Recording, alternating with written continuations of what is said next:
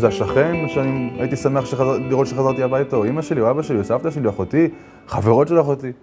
כל פרצוף מוכר שלא רוצה להרוג אותך, זה געגוע, אתה מבין? האנשים שלא יחזרו יותר. והם לא יחזרו יותר. יש רגעים שמתגעגעים לתקופה הזאת, לאדרנלין המטורף שחווינו שם. מי שעושה את זה כל כך הרבה, בטוח זה חסר לו.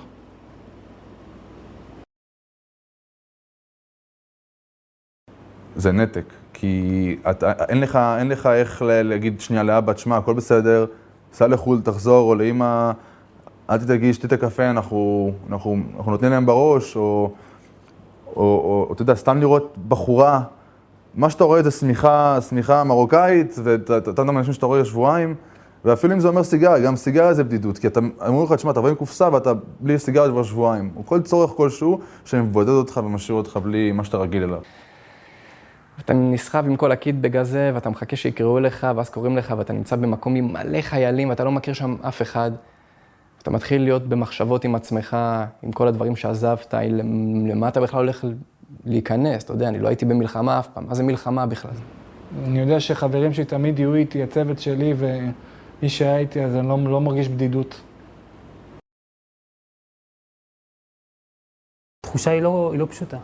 היא לא פשוטה שאתה בן 20 וכל הדבר הזה נופל עליך, תרתי משמע נופל. האדום לב הזה, להסתכל לצדדים, לראות שכולם בסדר. לבדוק את עצמך, לראות שהכל בסדר. לשמוע את הבום הראשון, להתעורר ולהגיד, אני חי?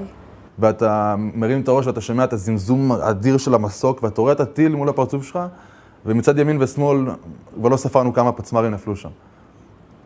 שם באמת אנשים קלטו שהם לא באימון, במלחמה. בזמן הזה לא חושבים על הדגל ולא על המדינה, אתה ממש רוצה לחיות, לוקח את אתה מתעל את כל הפחד שלך לחיילות פרט וללחימה ובשאיפה להישאר בחיים. אני הרגשתי שוואלה, אני לא יוצא מפה, לא חוזר לארץ ישראל. שקט. כי כשאתה יודע שיש שקט, אז משהו אמור להגיע. והשקט הזה תמיד נקרא בבום ענק. ויש לי 1000 דוגמאות להפוגה של שקט. כמו שאני עומד במטבח ומכין שקשוקה מעגבניות של פלסטינאים, ומישהו מפעיל צפה שריון ברחוב וכל הזכוכיות של החלון עפות עליהן. מישהו אמר לי פעם, ששאל אותי אם אני בטוח, אמרתי לו שכן, בטוח מאוד. אמר לי, פה אתה טועה. אל תהיה בטוח מאוד, תהיה דרוך. אל תהיה פחדן, אבל אל תהיה בטוח מאוד. זה בעיקר הדריכות. הידיעה שדברים נוראים יכולים לקרות, תמיד נמצאת שם. אני לא חושב שיש לוחם שהיה במצבים של להתקל מול מחבל או לראות חברים שלו נפצעים שלא מדחיק את זה. שאתה מתעלם מחלומות, שאתה מתעלם מזה שאתה מוריד את הראש שיש חריקות של אוטובוס. מדחיק את הטראומה, בוא נגיד את זה ככה. אבל במהלך לחימה זה לא משהו שמשפיע. כשאתה הולך לישון, אתה בבר, שותה וויסקי.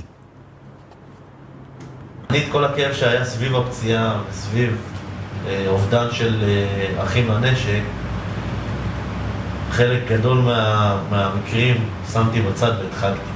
פתאום התחלתי לחלום, הכל התערבב לי ביחד, התחלתי לחלום שאני רואה כל מיני חיילים שנמצאים איתי כי מעצבנים אותי, כן? אני הורג אותם. עכשיו, החלום הזה לא נגמר פה, הוא עוד ממשיך, כאילו. אני אחר כך צריך לתת דין וחשבון, למה הרגתי אותם? ואני בסרט, ואני אומר, מה עשיתי? כאילו, מה עשיתי? עכשיו אני הולך לשבת בכלא, מה בסך הכל באתי? באתי לתרום, ומה אני דפוק? פתאום התעוררתי, מה זה מזיע? עברתי על הזמן, זהו, אז זה סוף הסיפור.